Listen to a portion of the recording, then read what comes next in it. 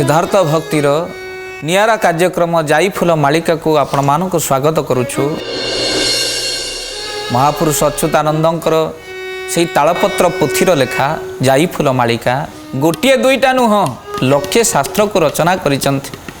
कौन कहिले बोले श्री अच्युत दास नेमाले निवास पद्म बने तांक स्थिति बहुल लो पद्म बने तांक स्थिति प्रभुंक कृपारु अनुभव करी लक्षे ग्रंथ लिखिछंती। जय जगन्नाथ जय जगन्नाथ जय जगन्नाथ जय जगन्नाथ। बोल सच्चिदानंद भगवान की कौन कहिले श्री अच्युत दास नेमाले निवास पद्म बने तांक स्थिति प्रभु को आज्ञारू अनुभव करी लक्षे ग्रंथ लिखिछन।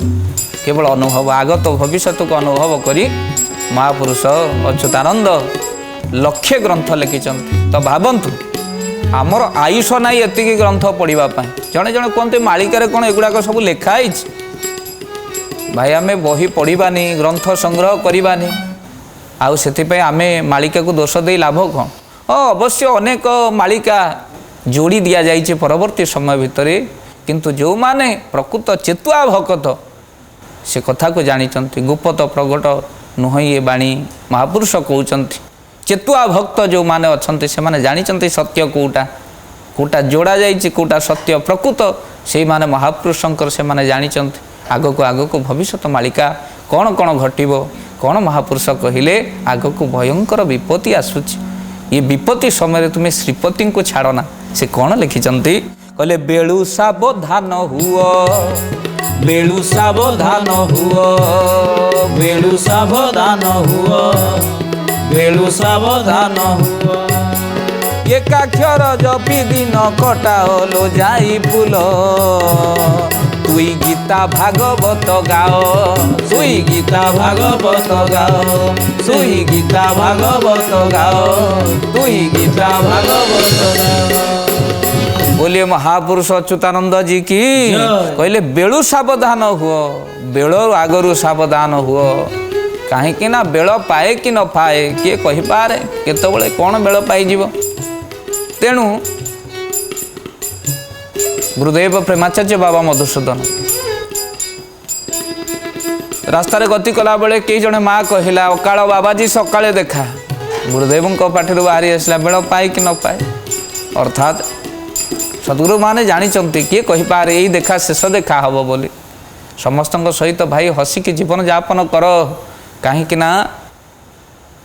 किए कहीपे ये देखा शेष देखा हो आ तुम्हें देइथिबा दुख तार सारा जीवन को मन पड़ आ तुम्हें देइथिबा हस सारा जीवन से भूलबनी एमिति जीवन बिताओ भाई आ सबुदिन भितर जीवनटा शेष जीवन बोली भाव किए कहीपे परवर्ती समय भितर काली की हुए तो देखा हेबो कि न हेबो निज आचरण एमिति रक्षा कर जमी तुम आचरण दे अन्य माने प्रभावित हो किछि न हेले नाही भल लोकरे तुम उदाहरणटा आसु खराब लोकरे अनेक अनेक उदाहरण आसूची ना भल लोकरे तुम उदाहरण आसु कहीं आगत भविष्य से कथा लिखिं अधर्म को मनीष एते आपणे नेब समस्त को दूरे दब आ कहबू मु एकुटिया रही परिवार भितर आगे फैमिली कहले बापा माँ खुड़ी दादा पुतुरा झियारी एमान को नहीं गोटे परिवार कहुला किंतु एबे परिवार कहले आमे स्वामी स्त्री आम पिला बास आमे फैमिली एबे भुवनेश्वर रोचु आम फैमिली एबे बाहर रोचु फैमिली कहले स्वामी स्त्री आउ ता भितर बुढ़ा बापा माँ मध्य आड़े ही नांत कि दुख को समय को आमे पड़े गले देखंतु आज्ञा से महापुरुष कहले बेलू सावधान हुओ ये अन्याय अत्याचार अधर्म ठारू ए मनीष तू सावधान हो महापुरुष सावधान करूचंती भक्त मान को आ तो सहित आज आपण माने विचार करिवे गोटे बड़ कंपानी कर्मचारी बड़ कर्मचारी जितेबले समस्त को दुर्व्यवहार करे से ही कंपानी गोटे मेसीन जे चलाए मेसीन कार्य जे बुझे भारी सुंदर स्वभाव सब बड़े हस हस मुख आउ यही समय भितर हठात मेसीन बंद करी आसवा समय भितर हठात मेसीन रे अटकी गला जेतेबेले मेसीन रे अटकी के अछि दरुआन तार खोजी खोजी खोजी खोजी जाई गेट दरुआन जाई कंपानी भितर पहुँची गला देखला बेलू ये लोकटी अटकी अच्छे मेसीन स्विच जाई बंद कला लोकटी को उद्धार कला अबिके कौन होता घटना लोक तो प्राण पड़े जाता कहीं कंपानी बंद है सब कर्मचारी पलि गला आउ दरुआन कौन पर जाई चेकिंग करता आज मेसीन ऑपरेटर बा मेसीन चलाउथिबा कर्मचारी पचारला कहला भाई सब कर्मचारी पलि गले तुम्हें भी पलि जावा कथा गेट बंद करी किंतु तमें पुणी थरे आसिल कहीं दरुआन टी कहला गेट जगुआली टी कहवाई लगिला कहला आज्ञा केते लोक एठी में कंपानी रे काम करुचंती समस्ते गले मु काहाकू मन रखिनी किंतु आपण को मन रखी यही आपण जितेबले गेट भीतर को पसंद मो मुँह को नहीं टिके हसिकी जाती आउ जितेबले गेट रु बाहर को जाती मत कहीकि जाती हसिकी जाती मुझे आपण को मन रखी 5000 स्टाफ भितर आपण कहीं मो मन रही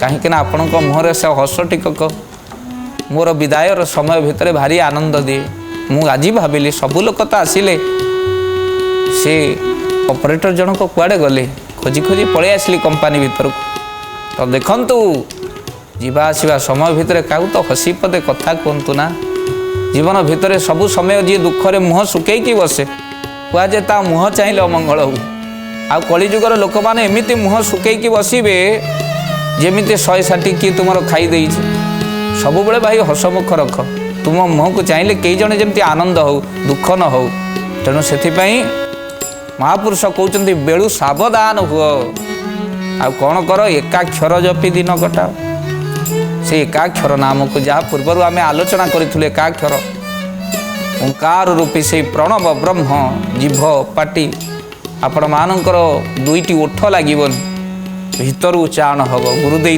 से प्रणव ओंकार नाम को आपण मैंने जप कर दिन कटेबे खाली से नुह निर्देश आसी आउ गोटे कौन करने तू गीता भागवत गाओ गीता गीता को उल्टे दिंतु कौन त्यागी जीवन भितर जार त्याग नहीं से गीता पढ़ो कौन त्याग करने पड़ो किसी समय संसार त्याग कले आप गीता धर शुणी आपण मैंने गीता पंडार कथा आज निर्देश मिलूँ जाईफुल मालिकार से गीता कथा टी आलोचना करवा जो गीता को आम मैंने अवहेला गीता भागवत करे आम ठाकुर घरे गीता भागवत रही चंदन मरा हे आउ फर्द देखा जाऊनी अक्षर मध्य देखा जाऊनी गीता किए भागवत किए चिन्ह पढ़ा को समय कहीं तेणु हे सुधी सज्जन से आमर गीता भागवत प्रति आ मन ना तेणु महापुरुष कहते यदि उद्धार होगापी चाहूँ गीता भागवत पढ़ आउ गीता पढ़िले लाभ कौन हम मन रखी था गीता महात्म्य बड़ सुंदर भाव में लिखाई कौन कहले संसारू तरीबाकु प्राणी गीता जे अटई तरणी गोविंद गोविंद गोविंद बधुगुची मकरंद कहले संसार भितरे संसार तरीबाकु प्राणी गीता जे अटई तरणी से महापुरुष जाई फूल मालिकार कहले तू गीता भागवत गा कहीं निर्देश मिली था संसार तरीवाई जदि डंगा किसी थाए ये भव जलधि पाइबापी गीता पढ़ा पड़ो आ गीता पढ़िले लाभ कौन कहले जे गीता कर श्रवण देवलोक पाए स्थान गोविंद गोविंद गोविंद मधुगुची मकरंद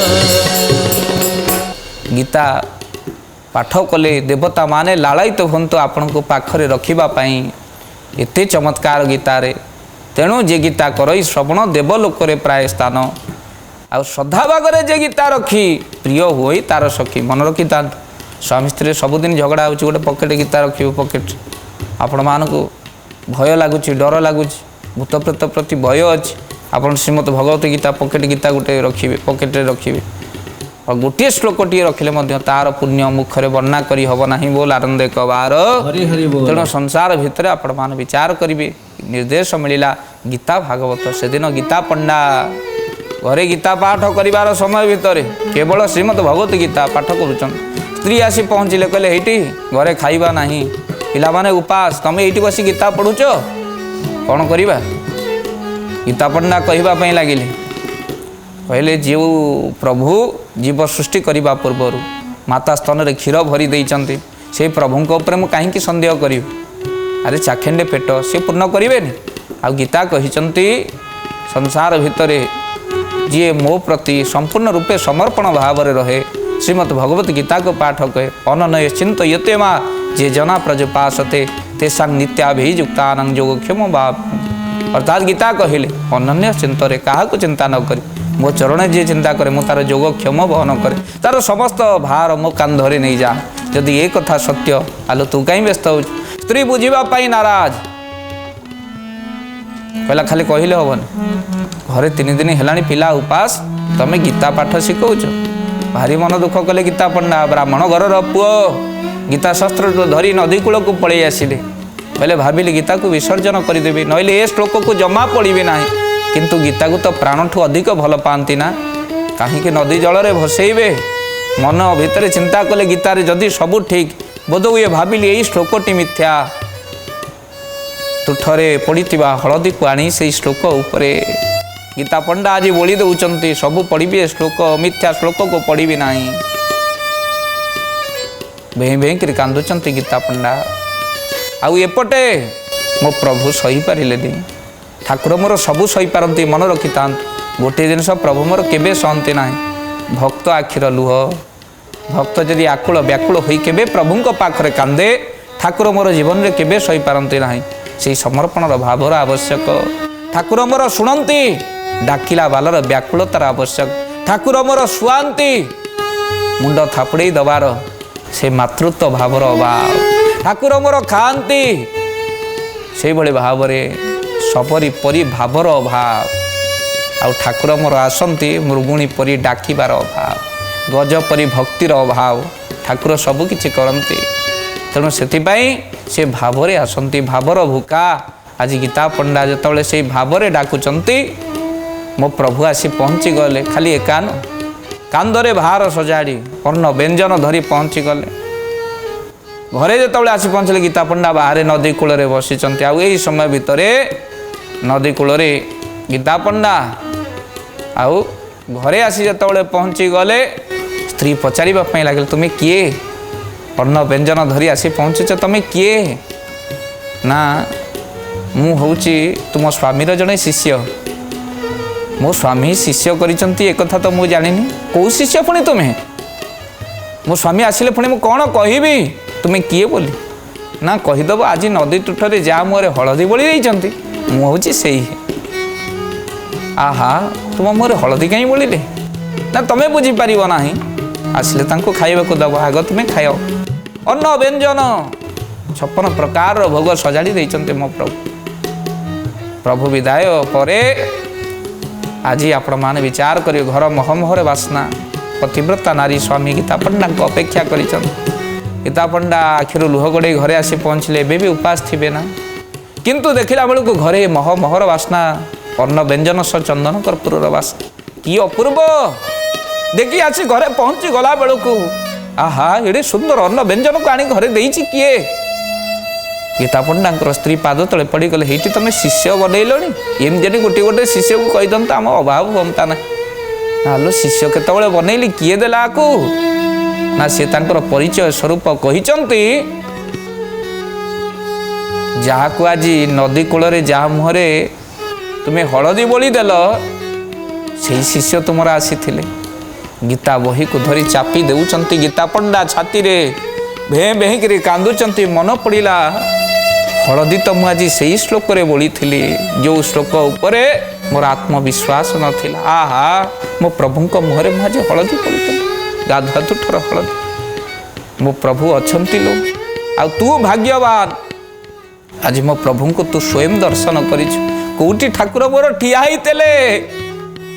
ନା ଏଇ ଜାଗାରେ ଠିଆ ହେଇଥିଲେ। ଅଷ୍ଟାଦଶ ଚିହ୍ନ ପଡ଼ିଛି। ଗୀତା ପଣ୍ଡା ଗଢ଼ିବାକୁ ଲାଗିଲେ, ତୁ ଭାଗ୍ୟମତୀ, ମୋ ପ୍ରଭୁଙ୍କୁ ତୁ ଦର୍ଶନ କଲୁ। ସିଏ ଆଉ କେହି ନୁହଁଲୋ, ସାକ୍ଷାତ ଭଗବାନ। ବୋଲ ଭକ୍ତବତ୍ସଳ ଭଗବାନ କି।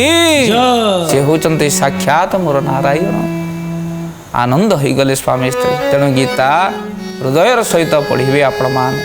ଜାଇଫୁଲ ମାଳିକାରେ ସେଇ କଥା କହୁଛନ୍ତି, ତୁ ଗୀତା ଭାଗବତ ଗାଅ, ଗୀତାର ମାହାତ୍ମ୍ୟ ଅନେ ଗୀତାଂ ଶାସ୍ତ୍ର ବିଦ୍ୟମ୍ ପୁଣ୍ୟଜ ପଢ଼ତ ପ୍ରୟତମ୍ ପୁମା ବିଷ୍ଣୁ ପାଦମ୍ ଆପ୍ନୋତି ଭୟ ଶୋକାଦି ବର୍ଜ୍ୟ। ଜୀବନର ଭୟ ଦୁଃଖ ଦୂର ହେଇ ବିଷ୍ଣୁଙ୍କର ପାଦର ଯେଉଁ ଏକାନ୍ତ ଭକ୍ତି ମିଳେ ଗୀତା ପାଠ ଦ୍ୱାରା। ତେଣୁ ଆପଣମାନେ ଗୀତା ପଢ଼ିବେ।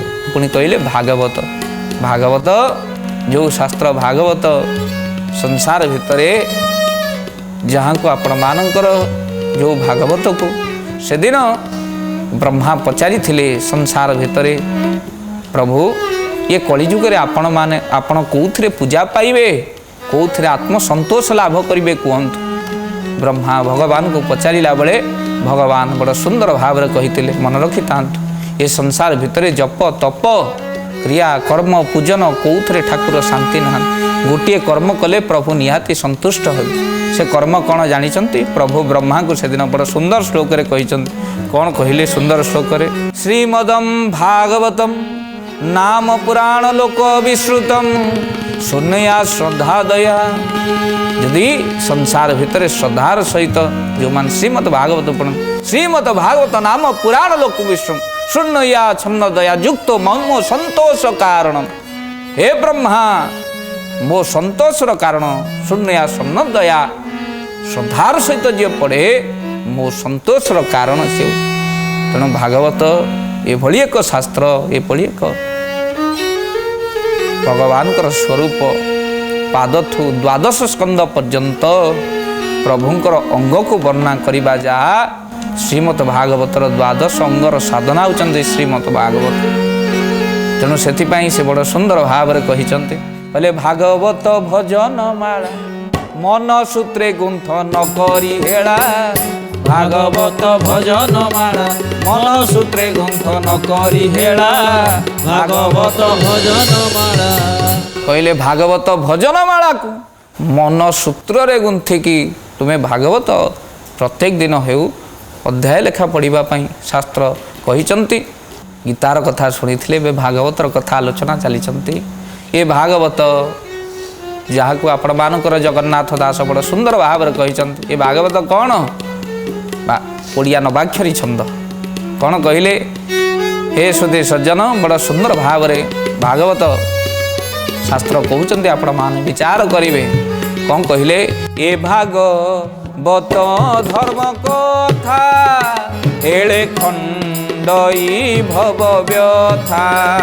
ଗୋବିନ୍ଦ ଗୋବିନ୍ଦ ଗୋବିନ୍ଦ ପଦୁ ଗଳୁଛି ମକରନ୍ଦ। କହିଲେ ଭାଗବତ ଧର୍ମ କଥା ହେଳେ ଖଣ୍ଡଇ ଭବ ବ୍ୟଥା। ଇଏ ଭବ ବ୍ୟଥା ଯିବା ପାଇଁ ଭାଗବତକୁ ପଢ଼ନ୍ତୁ। ଆଉ କେମିତି ପଢ଼ିବେ? କହିଲେ ବଡ଼ ସୁନ୍ଦର ଭାବରେ ସେ କହିଛନ୍ତି, କହିଲେ ପରମ ଶାସ୍ତ୍ର ଭାଗବତ ଅଭ୍ୟାସ କରୁଥିବ ନିତ୍ୟ ରାଧେ। ଗୋବିନ୍ଦ ଗୋବିନ୍ଦ ଗୋବିନ୍ଦ ପଦୁ ଗଳୁଛି ମକରନ୍ଦ। ଆହା ପରମ ଶାସ୍ତ୍ର ଭାଗବତ ଅଭ୍ୟାସ କରୁଥିବ ନିତ୍ୟ ରାଧେ। ଗୋବିନ୍ଦ ଗୋବିନ୍ଦ ଗୋବିନ୍ଦ ପଦୁ ଗଳୁଛି ମକରନ୍ଦ। ବୋଲ ସଚ୍ଚିଦାନନ୍ଦ ଭଗବାନ କି। କହିଲେ ପରମ ଶାସ୍ତ୍ର ହେଉଛନ୍ତି ଭାଗବତ। ଆଉ ଏଠି ଅଭ୍ୟାସ ନିତ୍ୟ କରୁଥିବୁ। ଆଉ ଏ ଭାଗବତର ସୃଷ୍ଟି କେମିତି ଆପଣମାନେ ଶୁଣିଲେ ଆନନ୍ଦ ହେବେ। ଏ ଭାଗବତ ଏସା ବେସା ଫଳ ନୁହଁ, ଏ ନିଗମ ବନ ବୃକ୍ଷର ଫଳ। କ'ଣ କହିଲେ?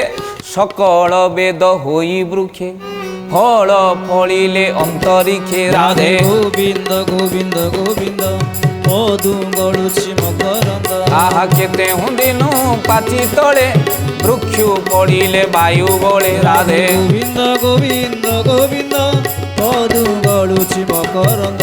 ଆହା ସୁକ ଧାଇଲେ ତାହା ଦେଖି ପକ୍ଷୀଙ୍କ ସଙ୍ଗ ତଉ ପେଖି ରାଧେ। ଗୋବିନ୍ଦ ଗୋବିନ୍ଦ ଗୋବିନ୍ଦ ପଦୁ ଗଳୁଛି ମକରନ୍ଦ। ଆହା ତୋଷ ଧରେ ପାନ କଲେ ଭିତରେ ସୁରଙ୍ଗ ଦେଖିଲେ ରାଧେ। ଗୋବିନ୍ଦ ଗୋବିନ୍ଦ ଗୋବିନ୍ଦ ପଦୁ ଗଳୁଛି ମକରନ୍ଦ। ବୋଲ ଭକ୍ତବତ୍ସଳ ଭଗବାନ କି। ଏ ନିଗମ ବନର ବୃକ୍ଷ ଫଳ ଯେତେବେଳେ ସକଳ ବେଦ ବୃକ୍ଷ ହୋଇ ଏ ନିଗମ ବନର ବୃକ୍ଷ ଫଳ ଯେତେବେଳେ ତଳେ ପଡ଼ିଲା, ସେତେବେଳେ ଶୁକ ଧାଇଁଗଲେ ସକଳ ପକ୍ଷୀଙ୍କ ସଙ୍ଗତ ଫେକି। ଆଉ ଆପଣମାନେ ଜାଣିଥିବେ, ଯେଉଁ ପକ୍ଷୀ ଶୁକ ପକ୍ଷୀ जो फल को थंट मारे से फल खाइबे देखिए अतिशय मिठा हो जाए।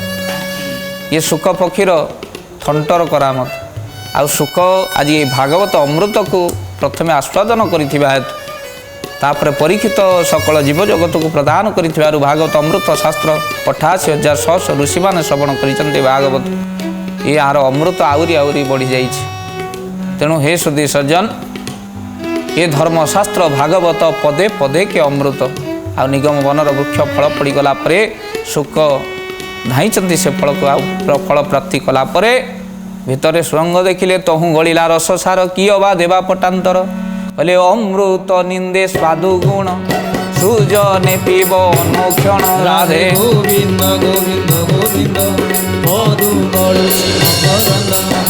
कहले अमृत निंदे स्वादु गुण आ सुजने पीब अनुक्षण अनुक्षण ये भागवत शास्त्र को पाठ कर अनुक्षण पढ़िले अनुक्षण भागवत शास्त्र अमृत को पढ़ले कौन हम जीवन भितर भागवत विश्वास करेंगे से कौन कहले हो हई जगन्नाथ दास मूलटी अटई विश्वास राधे गोविंद गोविंद गोविंद आहा मधु गळुछि मकरंद। आहा विश्वास बिना कर्म जेते फल न फले कदाचिते राधे गोविंद गोविंद गोविंद मधु गळुछि मकरंद। बोले सच्चिदानंद भगवान की। तेणु यही भागवत शास्त्र उपरे गीता उपरे मूल होची विश्वास आ विश्वास सहित भागवत पाठ कले आपण जहाँ कामना करेंगे ता प्राप्ति मिले। पुणी भागवत पढ़ला बेले तार नियम अच्छी आपण मैंने भागवत शास्त्र को मन रखी था हठात एमती उठेकी कोल पाक नहीं आसबेन केमिति उठेबे भागवत उठेबार भी तरीका अच्छे मन रखी था जमीती गोटे 4 मासर शिशु को आपण मुंड पाखरे गोड़ पाखरे हाथ दे श्रद्धार सहित कोल को आणुचन भागवत को सेमती कोल को आणवे भागवत को बाम हाथ में उल्टेबे ना एमती कहुई आउ तसहित भागवत को ये संसार भितर एभली शास्त्र आपण माने प्रथम ध्यान करेंगे तापर पाठ करेंगे। ये सुधी सज्जन सबू शास्त्र को आस्ते आस्ते बा पाटी बंद करी जप भली पढ़िले हम किंतु भागवत शास्त्र को उच्चरे पढ़ापी भागवत निर्देश देते उच्चे डाकिब नाम गुण शुणव सकल श्रवण भागवत टे उच्च जोरे पढ़ी। तेणु ये भागवत शास्त्र को गाइबापी अच्युतानंद महापुरुष से कहते कहीं कलिर कराल गति ये भागवत गीता ही आमको रास्ता देखेब आउ धर्मशास्त्र नथिले आमे अंध प्रकृत गीता भागवत नथिले ये सकल जगतर समस्या समस्त समाधान होचंती गीता भागवत भितर। तेणु ये भागवत शुक महामुनि परीक्षित महाराज को निमित्त मात्र कर श्रवण कर गंगा कूल परीक्षित श्रवण करुँच श्रीमद भागवत 7 दिन आयुष दुख तो एति लगे 7 दिन आसीथिबा परीक्षित श्रीमद भागवत को श्रवण कले जार आयुष 7 दिन ता भीतर केबे मरिबेनी किंतु आमे अभागा जानिने कौ दिन आमे मरिबा आमे भागवत शुणिने आमे नानादि प्रकार रंग बेरंग कार्यक्रम समय नष्ट करिबारे व्यस्त भाई जीवन भितर जो माने समय नष्ट करुचंती मन रखी था समय को नष्ट करंतु नहीं कहीं समय भी आपण मान को नष्ट करदेव समय सरी सरी जाऊँच जड़े कहते आज्ञा मोर बयस बढ़ुची बयस बढ़ू ना आज्ञा बयस कमुची आस्ते आस्ते बयस कमुची आयुष कमुची। तेणु यही गीता भागवत 7 दिन परीक्षित को उद्धार करदेला अर्जुनर समस्त अज्ञान को दूर कर ज्ञानामृत प्रदान कला 700 श्लोक गीता 18 अध्याय आउ श्रीमद भागवत आपण मानकर पवित्र 18,000 श्लोक संख्यक श्रीमद भागवत को आपण माने श्रवण करंतु आ प्रत्येक दिन जदि भागवत आपण पढ़ी न पारुचंती मन रखी तांतु खाली स्पर्श टिके कर दियंतु ना मुंडिया मारी दियंतु गोदानर फल मिल आ भागवत देखी जे दंडवत न करे तार वर्षकर पुण्य नष्ट हुए। तेणु भागवत को प्रणाम करंतु स्वयं भगवान से सुंदर मूर्ति को। तेणु भगवान जाईफुल मालिका निर्देश देइचंती आमे 2 बार नाम संकीर्तन करवा बाणी को विराम दबा परवर्ती अध्याय मानक जाईफुल मालिका कौन कौन सूचना रही से कथा को आलोचना करवा। ओम कृष्ण मधुसूदन वासुदेव जनार्दन ओम कृष्ण मधुसूदन वासुदेव जनार्दन ओम कृष्ण मधुसूदन वासुदेव जनार्दन। बोलो सच्चिदानंद भगवान की।